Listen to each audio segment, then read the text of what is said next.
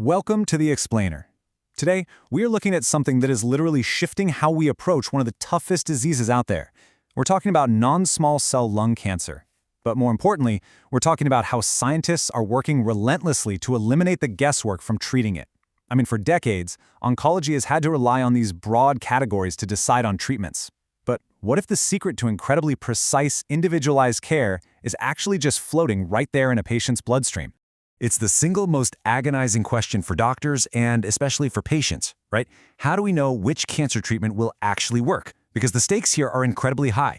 The window of opportunity to fight back against advanced lung cancer is, well, it's often really narrow. Giving the right patient the exact right drug at the right time isn't just about being efficient, it literally saves lives. But historically, a lot of treatments have been given with kind of a trial and error approach. We give a therapy, we wait, we do a scan, and we just hope it worked. We absolutely need a better way to predict success before that very first dose is even given.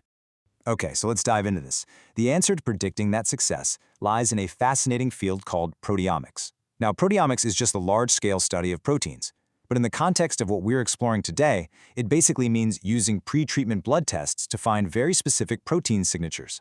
Think of it like a biological barcode in your blood that tells us exactly how your unique biology is going to react to a specific cancer therapy. It is a wildly powerful tool to predict success, and it has evolved so much over the years.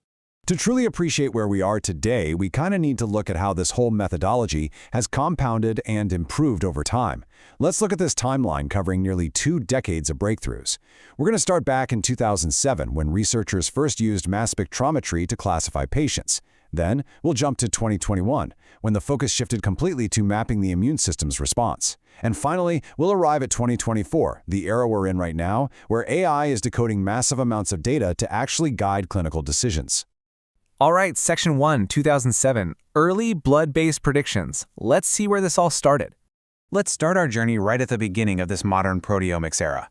In a foundational 2007 multi-cohort study published in the Journal of the National Cancer Institute, Taguchi and colleagues focused on lung cancer patients who were receiving targeted therapies. These are known as EGFR TKIs, so drugs like gefitinib or erlotinib. Now, using an early technology called MALDI mass spectrometry on serum and plasma, they identified 8 distinct mass spectral features, and based entirely on those 8 features in the blood, they built a classifier. It sorted patients into 2 distinct buckets: a good outcome group, meaning they'd likely survive longer after taking the therapy, and a poor outcome group predicting shorter survival. And this study was remarkably rigorous for its time. They used blinded validation cohorts across totally different institutions and achieved a massive 97.1% classification match between different labs. They even used control cohorts of patients who didn't get the drug just to prove these proteins were predicting the drug's effect rather than just predicting general survival. But here is the crazy reality of this early research. They were measuring protein peaks, but they didn't even know the actual identities of the proteins they were measuring. Plus, the cohorts were relatively small, so it was really a proof of concept, a signal in the noise. Moving right along, Section 2, 2021, Classifying Immune Responses. Fast forward 14 years, and the whole landscape changed with the arrival of ImmunoTherapy. A 2021 real-world insight registry study by Rich and colleagues shifted the focus directly to first-line immunotherapy. So this study evaluated a blood-based proteomic test called the Host Immune Classifier, or HIC. Patients were categorized as either HIC hot or HIC cold. And what this test actually does is measure the host's systemic inflammation. It looks at the patient's entire systemic immune environment from a simple blood draw, which adds this absolutely crucial layer of information beyond the standard PD-L1 tissue testing that doctors normally use. Now, the really crucial point here is the impact this classification had on survival. I want you to really look at this number, 5.0. In patients treated with immune checkpoint inhibitors, the ones categorized as HIC cold survived a median of only 5.0 months. Meanwhile, for the patients in the HIC hot group, the median overall survival time wasn't even reached during the study period because they were doing so incredibly well. That is a massive emotional statistical punch, right? It really shows just how predictive these blood proteins can be. And this brilliantly illustrates the power of real-world data. The strengths of this 2021 study included its large, multi-center design and the fact that it included everyday patients, the kind of folks who are often excluded from strict randomized clinical trials. The survival curve showed incredible separation. But of course, it had limitations. It was observational, it was non-randomized, which means there could absolutely have been some treatment selection bias by the physicians. Even so, it successfully pushed proteomic testing right into the mainstream conversation for first-line immunotherapy.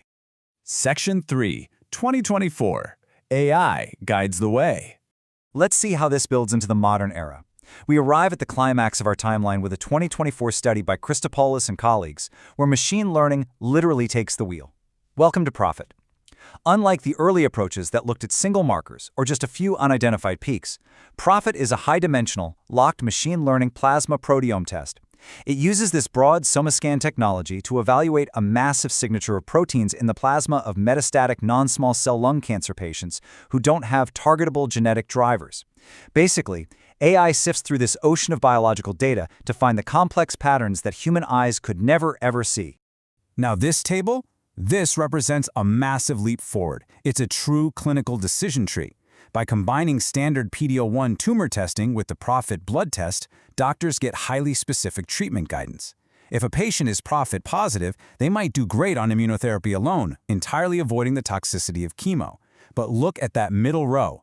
If a patient has high PD-L1, which usually means they get immunotherapy, but they are PROPHET negative, the AI tells us they actually need chemotherapy added to their immunotherapy to survive longer. And for the PD-L1 negative patients, the test helps identify the ones who won't benefit from immunotherapy at all, sparing them from therapies that are ineffective and really expensive. This 2024 study brings incredible strengths to the table, primarily its international multi-center validation and direct relevance to how doctors actually choose treatments today. But, to remain totally objective, we have to look at the limitations. The study had treatment group imbalances, meaning the patients were mostly treated with just one type of immunotherapy, pembrolizumab. It also completely excluded patients receiving CTLA-4 inhibitor regimens. And additionally, while the calibration of the AI was strong, its pure discriminatory power, measured by a metric called AUC, which is essentially a grade of its accuracy, was only moderate. So it's a huge step forward for sure, but the model isn't absolutely perfect just yet. Section 4. The future of proteomics. Let's look ahead. So where does this leave us? I mean, we've gone from totally unknown protein peaks in 2007 all the way to AI-driven clinical decision trees in 2024. To truly cement proteomics as the gold standard moving forward, the scientific community agrees on a few critical next steps. First, we need prospective, randomized, interventional trials. That means trials where the blood test actually dictates the treatment in real time, just to prove without a doubt that it works better than standard care. We also need to seamlessly integrate these tests with genomics and tumor mutation burden testing. And crucially, we need to do the mechanistic work to understand exactly why inflammation proteins, like serum amyloid A or certain resistance-associated proteins, are driving these outcomes. We need to know the why, not just the what. Which brings us to our final thought. Will proteomics soon dictate every single cancer treatment? Think about how far we've come from 2007. We are moving away from treating the average patient and moving toward treating the very specific, individual biology of the person sitting right there in the exam room, all from a simple blood draw. While there's definitely still work to do, the data strongly suggests that the future of personalized medicine is written right there in our proteins. Thank you so much for joining me on this explainer, and definitely keep questioning what's possible in the future of medicine.